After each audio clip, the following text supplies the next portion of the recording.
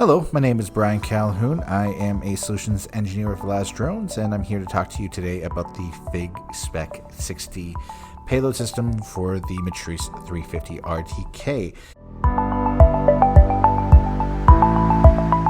It's a hyperspectral system that will allow you to capture hyperspectral data from a lot lower altitude when satellites are not available.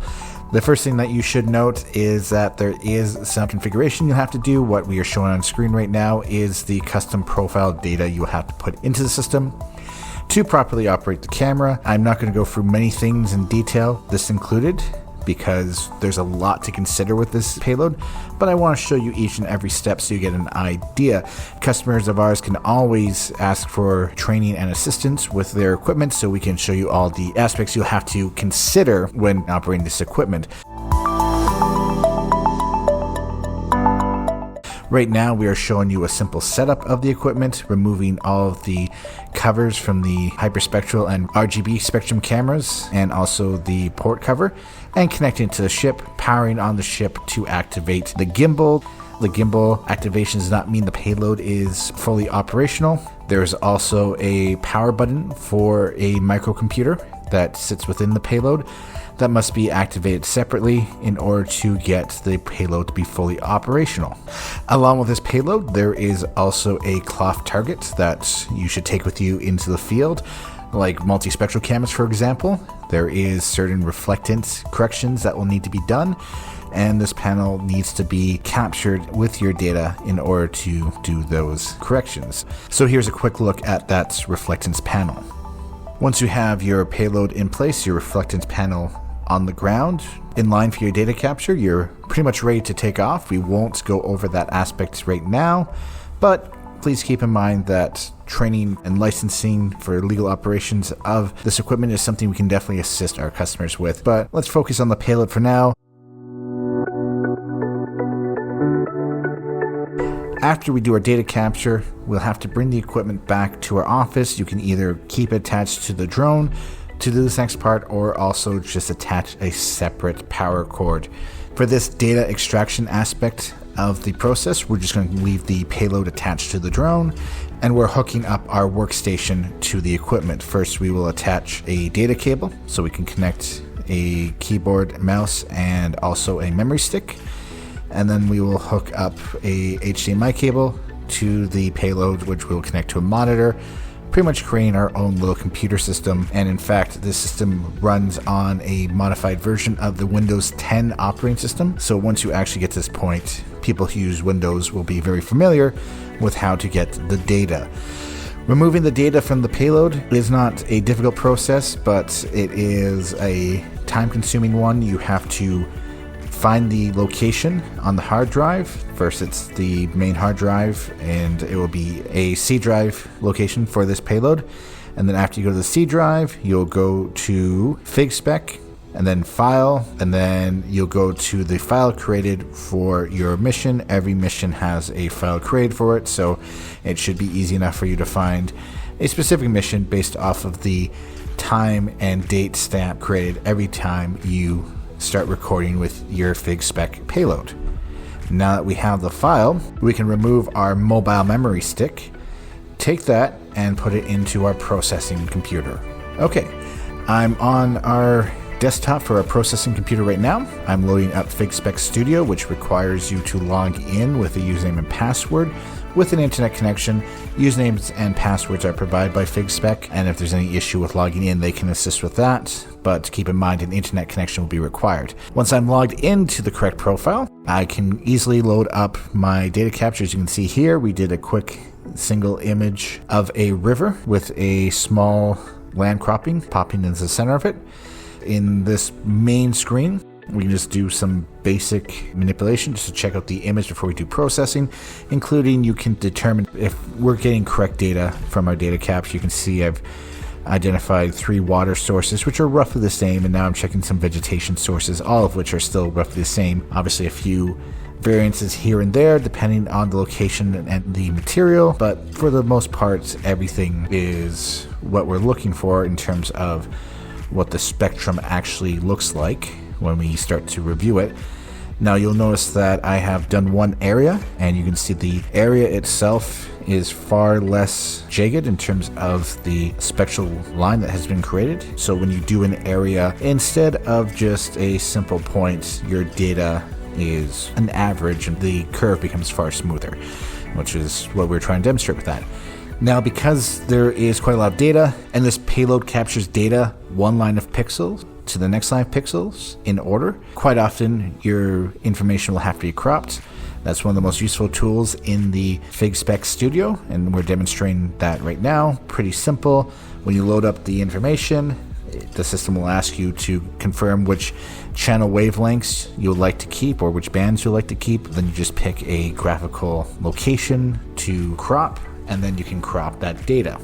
And we're showing it now on screen. You can see now we have a good cropped location for this river that we want to check out. It's not a deep river, but for our quick demonstration purposes, we can easily see that we have a nice grayscale image and a RGB preview image as well that we can work with and collect some data and do some basic processing. So let's start off with doing some processing. We won't go through everything. We're not going to go through, for example, water analysis. So instead, let's just do some basic processing so you can see what the system is capable of. You've already seen the number of algorithms in the grayscale processing module that you can action.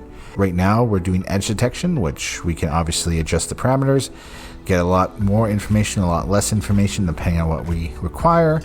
And once we're actually done this, we can save an image of our processed data for any reports or announcements or anything that you need to actually use that information for. But we can do high pass, we can do low pass, resolution filters, all of those were demonstrated. We can also do some exponential calculations. So you can see every time I'm pulling my cropped image in, so it's easier for me to work with.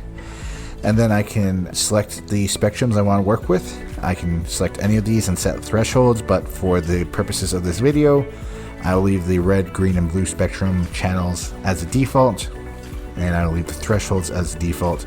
So I won't be doing a lot of processing, but I'm just trying to show you what this system can do. Now, in exponential calculations, there are a number of indexes that have been preloaded. So here's a standard NDVI index for checking plant health, and as you can see, we run that algorithm and we get the output, which we can save as, first off, I'm saving it as a JPEG so that if I had to do a report based on this information, here we go. Here is an image of the particular spectrums that I reviewed using the NDVI index. And then also I can save all of this information as the index calculations, so I can get that information separately in terms of a .csv file, which I will show in a second. I'm just quickly going through all of the indexes, looking for the water stress index. So we'll just quickly run a water stress calculation on our data and just show you the output. So you can see it processed pretty quickly. Now I will admit I'm running on a pretty hefty laptop, so it's not that long of a process for this computer.